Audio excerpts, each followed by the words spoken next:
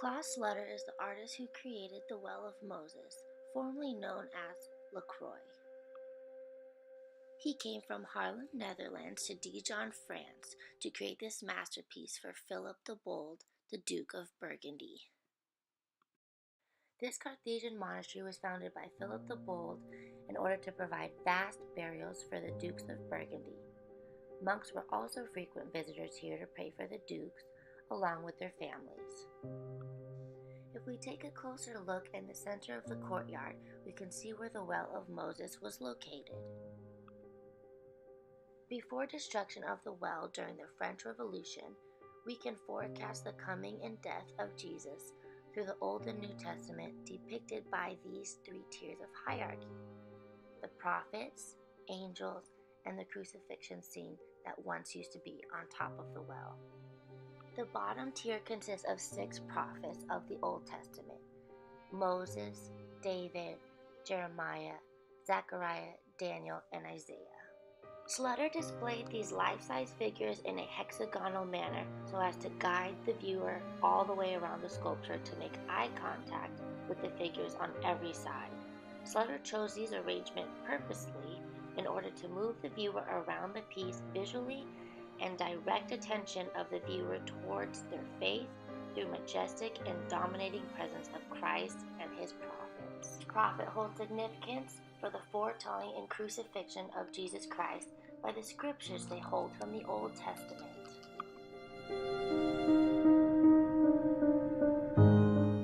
Zechariah's scripture reads, "So they weighed for my price 30 pieces of silver."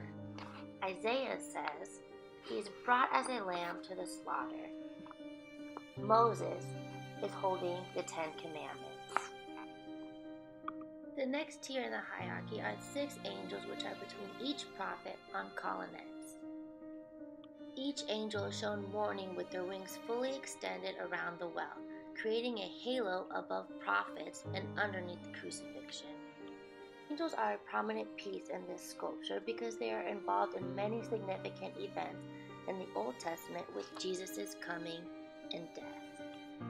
The top of the hierarchy, which is the most important scene from the New Testament, is the crucifixion of Jesus Christ. Some have argued that Mary Magdalene, Mary the Virgin, and John were all at the foot of the crucifixion scene. However, after much research, we find out that only Mary Magdalene is kneeling alone at the foot of the cross with Jesus. Mary Magdalene is a prominent individual in the New Testament. By having Mary Magdalene alone with Jesus at his death gives a scene of isolation to the audience and expresses the sadness of this scene. Mary Magdalene was a woman who Jesus protected often and looked out for many times throughout the New Testament. What remains of the crucifixion is limited. We can look at the torso of Jesus and look deep into his face and see the emotions of pain and suffering. We can also look at the remains of Jesus' legs, which show red pigment, which is portraying Jesus' blood from the crucifixion.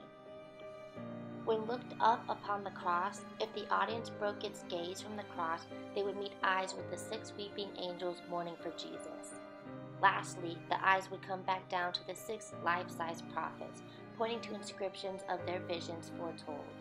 With these expressions of ferocity, animation, passion, and intimidation, viewers were surely assisted in having a spiritual experience. Although today the cross is no longer attached to the fountain, the story told within each tier of hierarchy is able to still live on through the Old and New Testament.